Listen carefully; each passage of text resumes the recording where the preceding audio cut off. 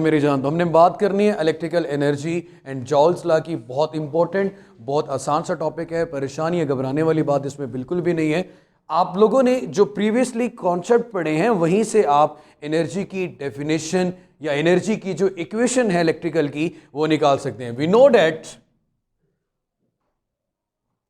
हम जानते हैं कि जो आपके पास इलेक्ट्रिकल एनर्जी या वोल्टेज है, वोल्टेज के लिए आपने पढ़ा V किसकी इक्वल होता है W ओवर Q के।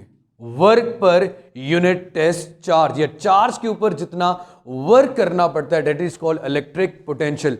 इस पूरे फार्मूला में बोर्ड पे ध्यान रखिए, ये चीज देखिएगा कि कौन सी चीज तीनों में एनर्जी को रिप्रेजेंट कर रही है।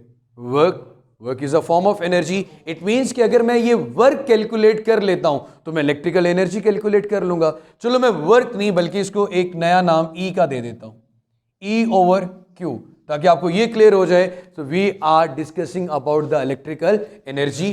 Q इधर डिवाइड हो रहा है, इधर आके क्या होगा मल्टीप्लाई, E की इक्वेशन बन जाएगी Q इंटू V। अब ये इक्वेशन मेरे पास आ गई इलेक्ट्रिकल एनर्जी की। जॉल्स लॉ की जो फॉर्म है वो है I²RT। मुझे इस फॉर्म तक कैसे पहुंचना है भाई? सारी चीजें ऑलरेडी पड़ी हुई हैं, सिर्फ थोड़ा सा चेंज करना है। और वो चेंज कैसे करना है भाई? मुझे पता है, by using Ohm's law.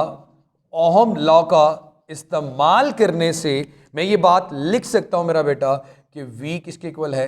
IR के इक्वल है। V किसके इक्वल है मेरा बेटा? IR के इक्वल है। V किसके इक्वल आ रहा है मेरे बच्चे? IR के इक्वल। इसी तरह मेरे बच्चे मुझे ये भी पता है by definition rate of flow of charges is called electric current. Rate of flow of charges is called electric current. So I is equal to Q over T। आपने इन दोनों की वैल्यूज निकालनी है। Q की वैल्यू अगर यहां से निकालें तो Q किसके इक्वल आ रहा है मेरा बेटा? I multiply by T। आपने इन दोनों फैक्टर्स की वैल्यू इस इक्वेशन A में पुट करनी है। आपने इन दोनों, क्या मैंने कुछ चेंज किया? बिल्कुल भी चेंज नहीं किया। जो है मैं उसके अकॉर्डिंग ही चल रहा हूं। कोई बात ऐसी जो कि इससे पहले हमने ना पढ़ी हुई, सारी पढ़ी हुई, सिर्फ थोड़ा सा चेंज आ गया।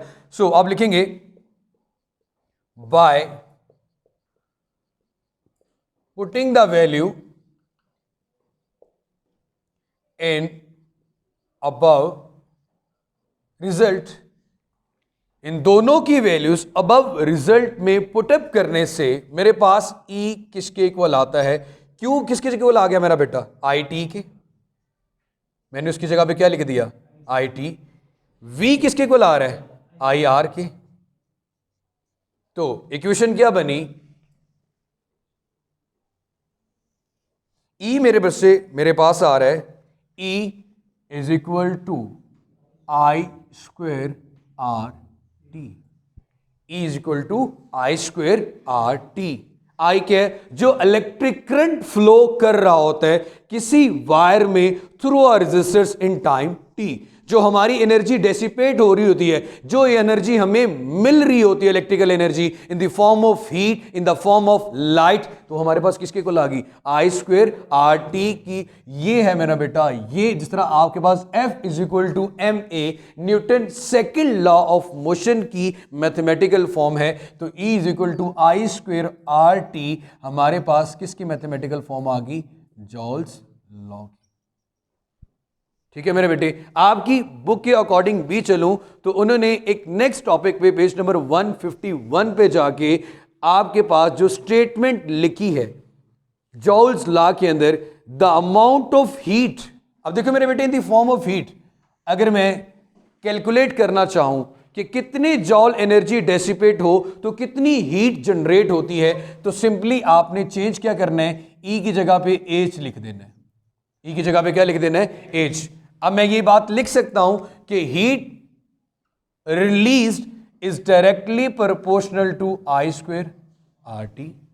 जितना करंट फ्लो करेगा through the resistor R in time T, उतनी ज्यादा हीट डेसिपेट होगी, उतनी वायर हीटअप होगी। दोनों के दरमियान कौन सा रिलेशन आ गया? डायरेक्ट। इसमें तो कोई मसला नहीं है। इस डायरेक्ट रिलेशन में आपने मेरे बेटे जब प्रोपोर्शनैलिटी का साइन खत्म करके कांस्टेंट लेके आना है, तो कांस्टेंट लाने के लिए ज़ाहिर सी बात है, हम यहाँ पे जो कांस्टेंट है वो है आई स्क्वायर आर टी, ऐसे कैसे डिवाइडेड बाय जॉल, 1 ओवर जॉल क्या लिया गया है, कांस्टेंट। अब इस डेफिनेशन को डिफाइन कैसे कर सकते हैं, द अमाउंट ऑफ हीट पर जॉल, द अमाउंट ऑफ हीट या पर जॉल या the amount of heat release पर जॉल, तो कितने जॉल एनर्जी, कितनी अमाउंट जो रिलीज हो रही है in the form of heat, वो किसके इक्वल आ गया हमारे बेटे, एच के इक्वल आ गया, या कितनी एनर्जी रिलीज हो रही है वो किसके इक्वल आ गया, हीट के इक्वल आ गया।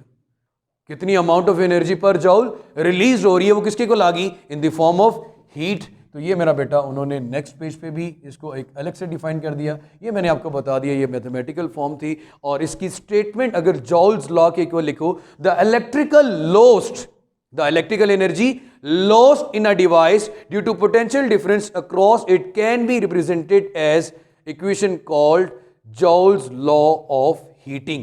तो हमने क्या बना दी, Joule's law of heating equation। इसके लिए मेरे बेटे देखो, ये इक्वेशन यहां तक भी ठीक है, ये वाली इक्वेशन कि मैं इस E में सिर्फ और सिर्फ Q की अगर वैल्यू पुट करूं, V की वैल्यू पुट ना करूं, तो इक्वेशन क्या बनेगी, IT इंटू V।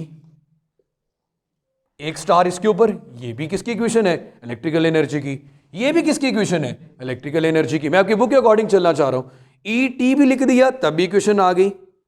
अब मेरे बेटे आई स्क्वायर आर टी लिखा तो तभी हमारे पास एक इक्वेशन आ गई। कितनी इक्वेशन होगी, 1 2 3।